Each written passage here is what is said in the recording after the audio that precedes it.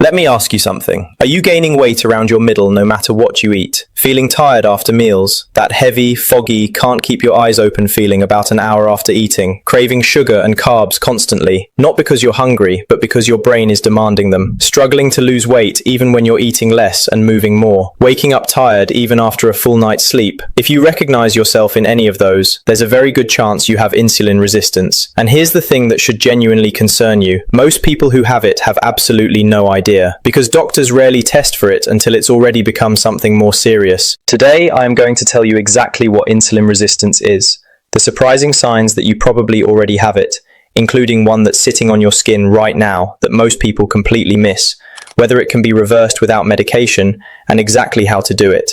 Stay with me. This one matters. Quick note, not a doctor, nothing here is medical advice. Always check with your healthcare provider, especially on this topic. And stay around, because coming up, I'm going to share the single most surprising physical sign of insulin resistance that almost nobody talks about. I guarantee you're going to want to check yourself after this, okay? Let's go. Before we get into the signs, let's make sure we're all clear on what insulin resistance actually is, because there's a lot of confusion, particularly around how it's different from prediabetes and type 2 diabetes. Here's the simple version. When you eat carbohydrates, bread, pasta, rice, fruit, sugar, anything that converts to glucose, your blood sugar rises. Your pancreas responds by releasing insulin. Insulin is essentially a key. It unlocks your cells and allows glucose to enter and be used as energy. In a healthy system, this works beautifully. You eat, blood sugar rises, insulin is released, glucose enters your cells, blood sugar returns to normal. Insulin resistance is what happens when your cells stop responding properly to that key. The lock gets stiff. Insulin knocks. The cells don't open. So your pancreas produces more insulin, trying harder to get the glucose in. Blood sugar stays elevated. Your pancreas works overtime. And over time, this chronic overproduction of insulin causes a cascade of problems throughout your body. Now here's the important distinction between insulin resistance, prediabetes, and type 2 diabetes, because people confuse these constantly. Insulin resistance is the underlying condition. It can exist for years, even decades, with no formal diagnosis. Prediabetes is what happens when insulin resistance has progressed to the point where blood sugar is consistently elevated, but not yet at diabetic levels. Type 2 diabetes is when the pancreas can no longer compensate and blood sugar control breaks down completely. The critical thing to understand is this. By the time you're diagnosed with prediabetes, insulin resistance has typically been present for 5 to 10 years, which means most people with insulin resistance have no diagnosis, no warning, and no idea. They just feel progressively worse and blame it on getting older. After 40, this matters enormously. Because the biological changes of midlife, declining estrogen and testosterone, rising cortisol, changing gut bacteria, reduced muscle mass, all independently worsen insulin sensitivity, which is why insulin resistance becomes dramatically more common after 40, particularly in women going through perimenopause and menopause. Here are the signs, and I want you to count how many of these you recognize, because most of my audience is going to lose count. Sign number 1, belly fat that won't move. We covered this in the belly fat video, link appears above, but the insulin resistance connection deserves its own mention here, because it's the most direct physical manifestation of chronically elevated insulin. Insulin is a fat storage hormone. When insulin levels are chronically elevated, as they are in insulin resistance, your body is in constant fat storage mode. And visceral fat, the deep abdominal fat surrounding your organs, is particularly sensitive to insulin. You can eat in a calorie deficit, you can exercise consistently, but if insulin is chronically elevated, that belly fat is biologically locked in place. It is not a willpower failure, it is an insulin problem. Sign number 2, fatigue after eating. This is one of the most classic and most overlooked signs. You eat a meal, particularly one containing refined carbohydrates, and within an hour you feel heavy, foggy, desperately tired. You could fall asleep at your desk. Your brain feels slow. This happens because insulin resistance causes blood sugar to spike dramatically after eating and then crash. That crash triggers a stress response, a cortisol spike, and profound fatigue. Healthy people don't experience this. If you do, regularly, your blood sugar regulation is compromised. Sign number 3, constant carb and sugar cravings. When cells can't access glucose properly due to insulin resistance, Your brain reads this as starvation, even when you've just eaten. It triggers intense cravings for fast-release carbohydrates and sugar, the quickest way to get glucose into the bloodstream. This is why insulin-resistant people can feel constantly hungry and constantly craving despite eating regularly. The hunger is real, but it's cellular, not caloric. Sign number 4. Brain fog and difficulty concentrating. Your brain is the most glucose-hungry organ in your body, using approximately 20% of your total energy despite being only 2% of your body weight. When insulin resistance impairs glucose delivery to cells, your brain cells are among the most affected. The result is the classic brain fog. Difficulty concentrating, forgetting words mid-sentence, feeling mentally slow, that so many people over 40 dismiss as normal aging. It frequently isn't. It's metabolic. Sign number 5. High blood pressure. Chronically elevated insulin directly causes sodium retention in the kidneys, which raises blood volume, which raises blood pressure. Multiple studies show that insulin resistance is a significant independent driver of hypertension. If your blood pressure has crept up after 40 with no obvious explanation, insulin resistance is worth investigating. Sign number 6. Dark patches of skin. A condition called acanthosis nigricans, characterized by dark, velvety patches of skin in body folds and creases, particularly the back of the neck, armpits, and groin, is a well-documented physical sign of insulin resistance. The patches occur because chronically elevated insulin stimulates excess skin cell growth in these areas, causing hyperpigmentation. If you've noticed darkening in any of these areas, this is worth mentioning to your doctor specifically in the context of insulin resistance. Sign number 7. Skin tags. This is the one I promised you. The surprising sign sitting on your skin right now that most people have absolutely no idea is connected to insulin resistance. Skin tags. Those small, soft, flesh-colored growths that appear on the neck, armpits, eyelids, and under the breasts. Almost everyone over 40 has at least one. Most people think they're completely harmless cosmetic annoyances caused by friction or genetics. They are not random. Multiple studies have found a strong association between skin tags and insulin resistance, particularly skin tags on the neck and in body folds. Dermal insulin receptors, when chronically overstimulated by elevated insulin levels, trigger localized skin cell proliferation, producing skin tags. I want to be clear, having a skin tag does not definitively mean you have insulin resistance, but multiple skin tags, particularly in clusters on the neck and underarms, alongside other signs on this list, is a recognized clinical signal worth investigating. Go ahead and check. I'll wait. And we haven't even covered the most important part yet. Can insulin resistance actually be reversed? And if so, how? Because the answer to the first question is yes, absolutely, with the right interventions. And the answer to the second question is going to be simpler than you think.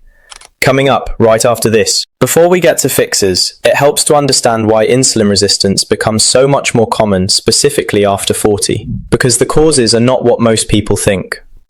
Cause 1. Muscle loss. This one surprises people. Muscle tissue is your body's primary glucose disposal system. It absorbs and stores more glucose than any other tissue. After 40, we naturally lose muscle mass, a process called sarcopenia, at a rate of roughly 3 to 5% per decade if we don't actively prevent it. Less muscle means less glucose disposal capacity, which means glucose stays in the bloodstream longer after meals, which means insulin stays elevated longer, which accelerates insulin resistance. This is one of the most compelling reasons creatine and resistance exercise are so important after 40, and why we covered both in previous videos. Links in the description. Cause 2. Cortisol elevation. We covered cortisol in detail in the previous video, link appears above, but its connection to insulin resistance deserves emphasis here. Cortisol directly raises blood sugar. It's part of its function as a stress hormone, mobilizing glucose for fight or flight. Chronically elevated cortisol means chronically elevated blood sugar, which means chronically elevated insulin, which drives insulin resistance. Stress is a metabolic issue, not just a mental health one. Cause 3. Poor sleep. A single night of poor sleep measurably reduces insulin sensitivity. One study found that just 1 week of sleeping 6 hours per night rather than 8 produced insulin resistance equivalent to gaining 20 to 30 pounds of body fat. We covered sleep in detail in our sleep video, link appears above. Sleep optimization and insulin optimization are the same intervention. Cause 4. Ultra-processed food. Ultra-processed foods are engineered to spike blood sugar rapidly, producing dramatic insulin responses. Consuming them regularly keeps insulin chronically elevated. Over time, this wears out insulin receptors and drives resistance.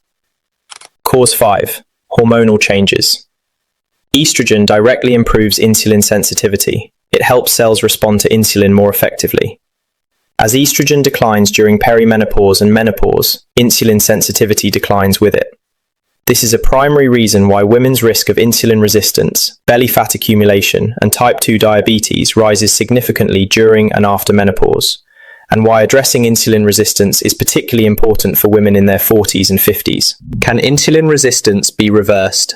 Yes, absolutely yes. And this is one of the most hopeful stories in metabolic medicine. Unlike type 2 diabetes, which is much harder to reverse once established, insulin resistance in its earlier stages is highly responsive to lifestyle intervention. The research on this is genuinely exciting. Studies show that insulin sensitivity can improve measurably within days of the right dietary changes, within weeks with consistent exercise, and within months with a comprehensive lifestyle approach. Many people with significant insulin resistance achieve completely normal insulin sensitivity without any medication whatsoever. The key word is earlier stages. This is why catching it now, before it progresses to prediabetes, matters so much. The window for full reversal is open, and it's not as narrow as you might think. Here's what the research shows actually works.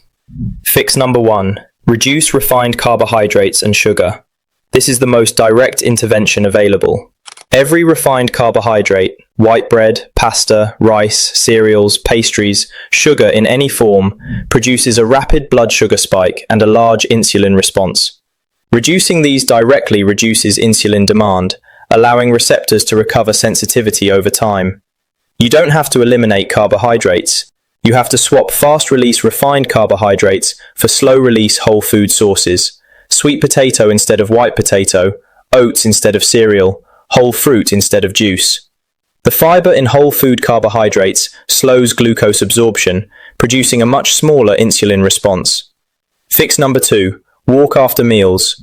We covered this in the laziest way to stay healthy video, link appears above, but its specific mechanism for insulin resistance is worth explaining here. When you walk, your muscles contract. Muscle contractions activate GLUT4 transporters, glucose uptake proteins, independently of insulin. This means glucose can enter muscle cells without insulin being needed. Post-meal walking can reduce blood sugar spikes by up to 30%, directly reducing insulin demand with every single meal. 10 minutes after dinner every night, one of the most evidence-based interventions for insulin resistance available, and it's completely free. Fix number 3.